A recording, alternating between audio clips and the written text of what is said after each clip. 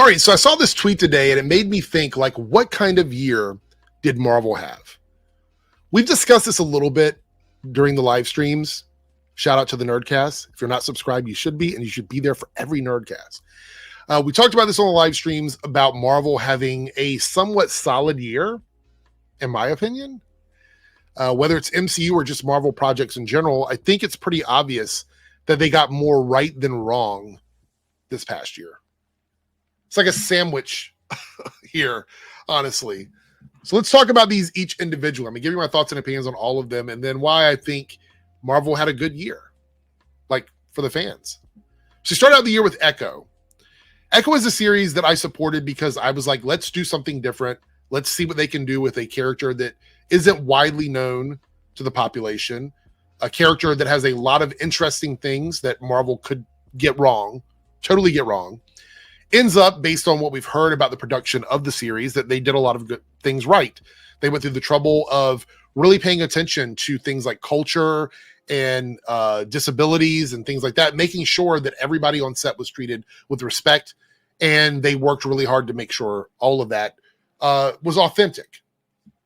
So I give them credit for that. However, they didn't have faith in this show. It's very clear that Echo, they did not have faith in it. They put it all out and they dropped it off with very little fanfare in that regard. So I think the show was in a bad spot.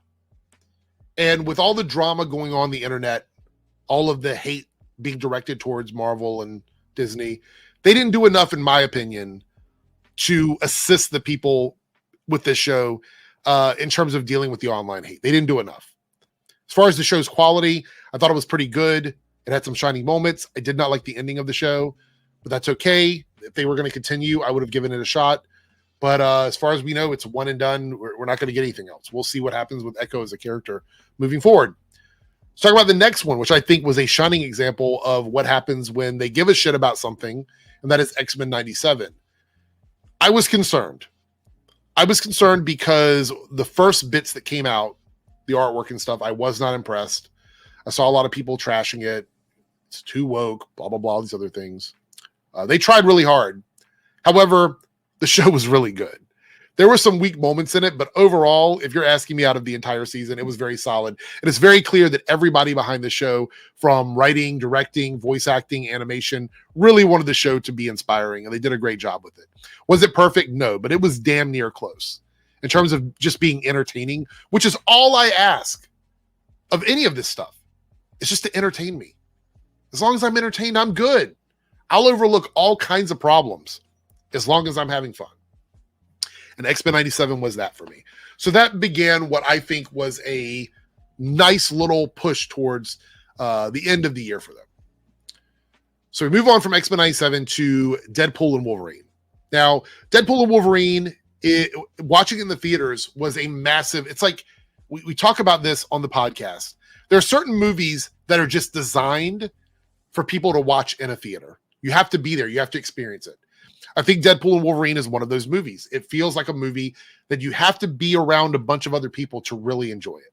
I tried watching it by myself on playback, and it's okay, but it doesn't hold up like it did in the movie theaters. However, I still think that it's worth every penny that people spent on this movie because it did all the things that people wanted it to do. It was a good example of fans wanting something and them providing that fan service. And on a year where there wasn't any MCU stuff coming out in theaters, this was a big shining moment for them.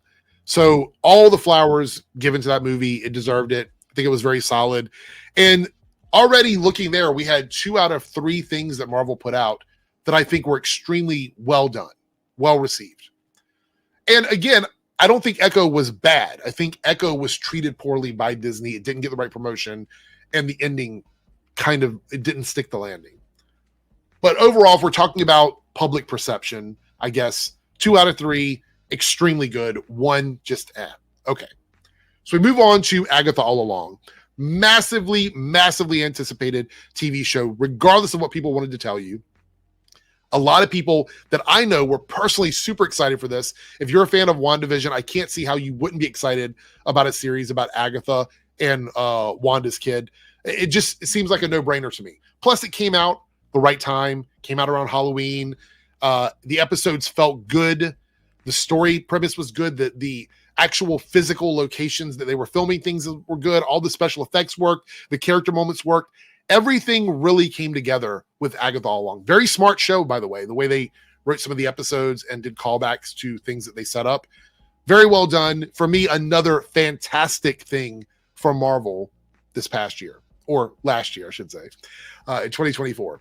So there we go. 3 out of 4, in my opinion, very, very successful. And the studios even came out and said that Agatha All Along hit a market that they had not been able to hit before, which was a market of women or people that had not been interested in Marvel properties prior to this, tuned in for that show. So that was a win for them from demographics, like hitting other demographics, which they'll come back. If they put out something else with these characters in it, those fans are probably going to come back and watch it, which is really solid. I think that's great. And then we wrapped up the year with What If Season 3. Now, this one's kind of a mixed bag for me because I am more of a fan of What If than most people, but it is an anthology series that can't decide if it's anthology or if it's long-form storytelling. It's a little bit of both, and I think that's somewhat confusing to viewers. Plus the fact that it does rely heavily on a mix of Marvel live-action knowledge and comic book knowledge. It requires a little bit of both of those things. And then every once in a while, they'll throw in characters that are new, I guess, in regards to that. Season 3 of What If felt rushed. It felt like they left out some episodes. I think it needed to be at least 1, maybe 2 episodes longer to really pack that punch that it needed to pack. Overall, though, I think the voice acting was really good. There was a lot of fun moments. It wasn't totally 100% perfect. I think the last 2 episodes were extremely strong, and I enjoyed them. I thought it was a lot of fun seeing this version of the Exiles and watching what was happening with the Watchers. This kind of story would never happen in live action. We'd never see this combo of characters and the Watchers get their full-on story in the MCU. There's no space for it, I think, in terms of live action. So I do appreciate them for doing that. And, you can go back and watch all 3 seasons of What If, binge it all together. You can watch it all in one day, really. It's there. Each episode is short enough that you could probably watch it in one day, maybe 2 days if you're giving yourself a little time. But overall, I think it's a solid year. It's a good year sandwiched with 2 things that were just okay. So you have 3, I think, shining projects. Sorry, I bumped my elbow there. 3 shining projects that I think nailed everything it needed to nail, sandwiched by 2 things that were just okay. They weren't bad. They were just okay. There's nothing wrong with that.